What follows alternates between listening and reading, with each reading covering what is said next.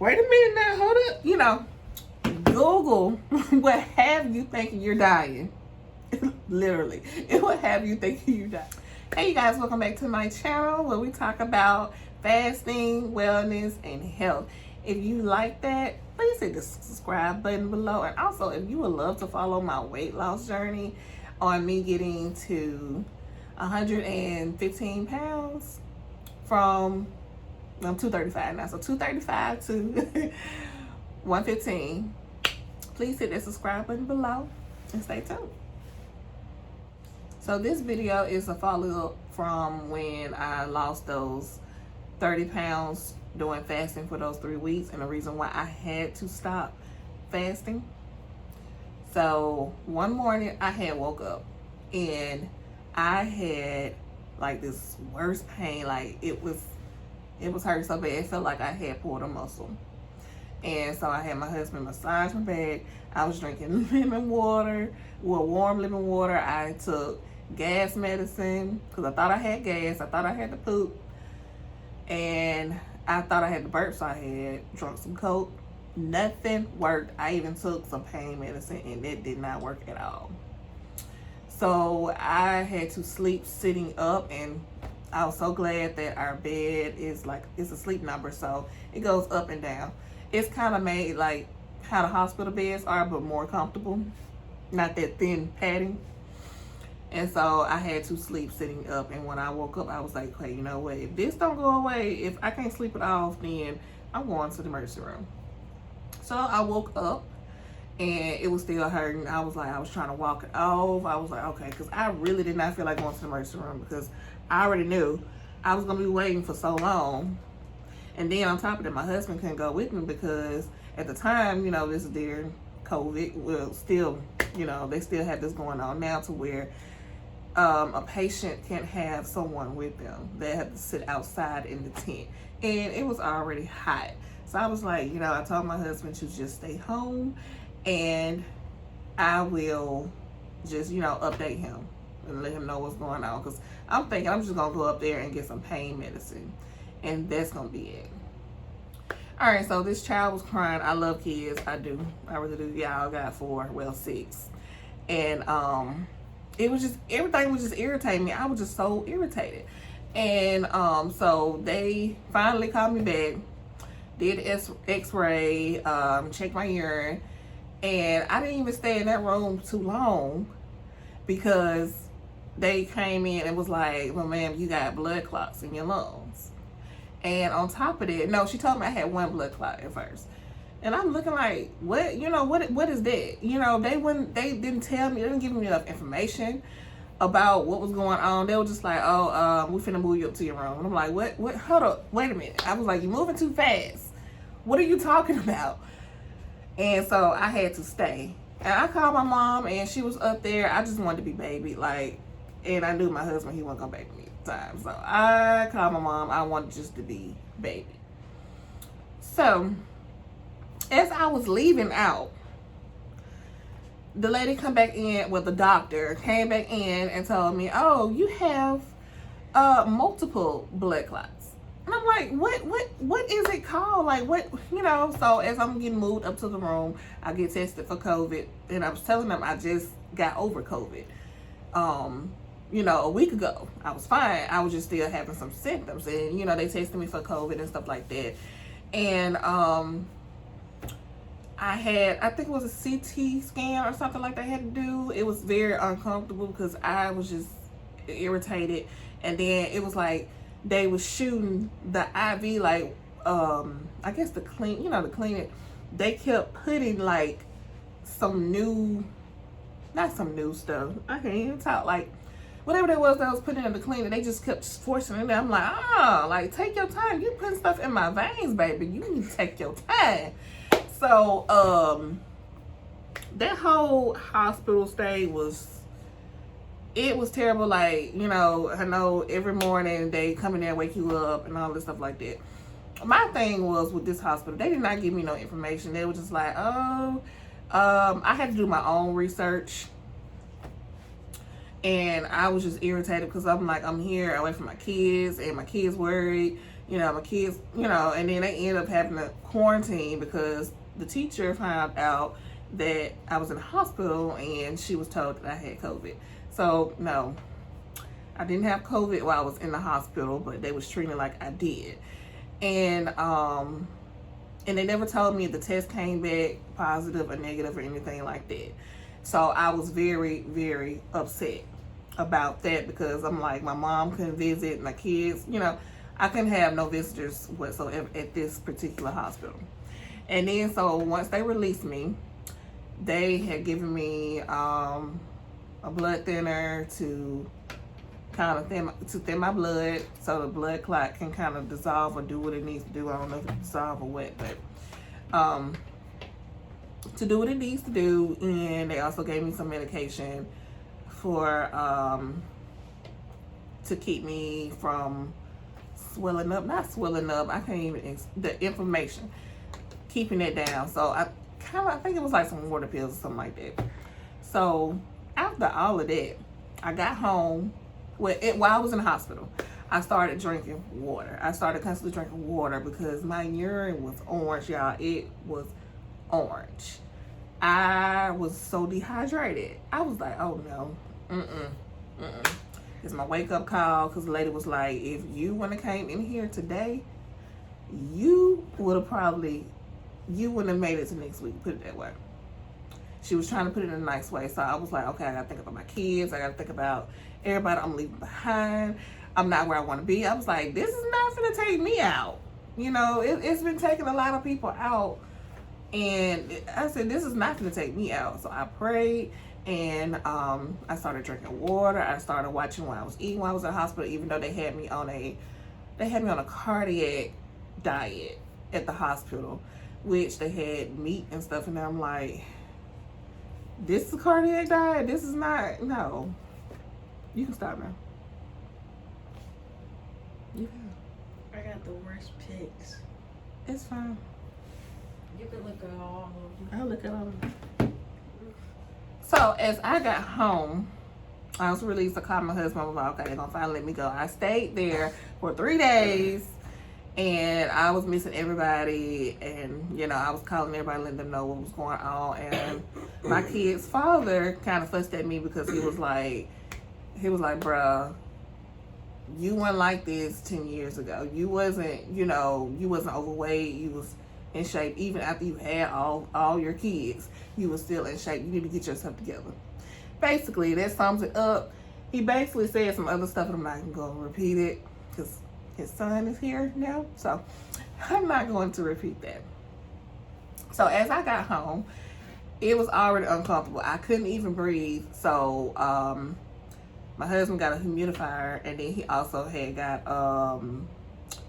I can't even think of it. It was something to clean the air. He had got it from Best Buy. Yeah, the school has that. Yeah. So that's my son. So yeah, he got that to clean the air, and he cut on the air and the fan and pull the windows up and let to clean out everything, because I believe we was constantly still getting sick because that's something we didn't do. Like, we didn't really get no fresh air for real when we was both sick. And yeah, so anyway, the next 2 days was okay. I was taking my medicine, I was drinking my water, I was making sure I was getting a gallon of water, and my pee was not orange anymore. It was basically almost clear, but it took 3 days for my urine to become more clearer. And I was like, dog, I was really dehydrated. Because mind you, when I was fasting, I was drinking water, but I wasn't drinking enough. I was like probably taking sips. So basically I was kind of dry fasting. I'm not gonna do that alone. I ain't even gonna lie, I probably will do some fasting, especially some dry fasting. That stuff actually works. But anyway, I'll get sidetracked. All right, 2 days later, I started noticing that I was bleeding and I was coughing up blood. And so I was like, okay, maybe this will just go over. I started looking up Google. Yeah, I was like, wait a minute now, hold up. You know, Google will have you thinking you're dying. Literally, it will have you think. So, it was telling me, okay, you're coughing up blood, you're bleeding, you know, you're on a blood thinner, stuff like that. You need to go back to the hospital. I refused to go back to the hospital that, you know, I was at beforehand. Like, they ain't know nothing. I was asking the nurse, I was drilling the nurse questions. She couldn't even answer me like a full question. I was like, and you, what? You know, So I went to a bigger hospital. It was in another city. If you're from Alabama, well, from Tuscaloosa, I went to Birmingham. So, so now you kind of know which hospital I'm talking about that I did not want to go back to. And so I went down there and I was letting them know, like, hey, I got diagnosed. I have blood clots in my lungs and I have pneumonia in my lungs on my left side. And no, my right side. And so I was letting them know, like, hey, this is what's going on. This is what I diagnosed with. I just got to the hospital like 2 days ago, and I'm bleeding and I'm coughing up blood. They immediately took me back. I promise you, I had to wait like maybe 5 minutes. Not even that long. I had just plugged up my phone when they was like, you know, come on back. And they put me in and they took me on to another room where I stayed there for, shoot, I got there at the hospital at 10. I didn't get moved until like 12 the next day because they was running tests. They was trying to figure out, because for one, they couldn't access my medical records. I brought what, you know, they had diagnosed me. I brought all my paperwork and stuff because I wanted to see, like, hey, this is what they were saying I had. And so they did their own testing because they was like, okay, we're going to still do our own tests. So they was running tests on me all day long and all night. Like, I didn't get no sleep for it. I was just upset. I was just scrolling. I was on YouTube. I was, you know, trying to, you know, by the time, because I knew, I was like, okay, I'm ready to go to sleep. They wouldn't let me drink no water. They wouldn't let me eat. I was mad because, you know, I had kind of started back eating after my fast, and I wanted some food. They didn't let me do none of that. They was like, no, we gotta still run the test. So they ran tests. They did me an ultrasound on my stomach, on my legs, and in my other area. And they, they was like, okay, you have, you still have the blood clots in your lungs, and you have pneumonia in your lungs as well. So we're going to keep you. And I'm like, huh? What? Again? So yeah, I had to stay in the hospital again. And I was also, so my diagnosis was a pulmonary embolism, which is a blood clot in the lung, and I did have some damage at the bottom of the lung, so I had to recuperate from that. I was also diagnosed with endomyosis, which is my uterus was a bit oversized than what it's supposed to be, and then I think it wasn't fibroids, it was endo. The endometriosis was on top of my my uterus as well. It's very hard to diagnose. You can only diagnose that through surgery. And I was explaining to him my symptoms of me having heavy periods and very, very severe cramps, and I was blood clotting a lot. So they found that, which I've been trying to figure out what was going on with that for about, I would say, maybe 7 years now. So I was glad I was gonna, finding out, which I would be having I would have to have a hysterectomy, and I will take y'all on a journey on that as well, because I'm not happy about that, but I don't want no more kids. So yeah. So I stayed there at the hospital for another 3 days, and I felt better. I was able to order what I wanted. So basically, when I was there, I was eating I wasn't eating no meat. I just just wanted to get rid of meat, period. Even though meat didn't cause it, I was just like, you know what, I'm trying to change my life. I'm trying to try this veganism out. So let me become, let me try and eat vegan and see how I like it. And of course, I drank my water. I made sure I drank my gallon of water a day. While I was in the hospital, the nurse was like, "You drink all that?" Yeah. Like, you won't catch me slipping no more. Speaking of it.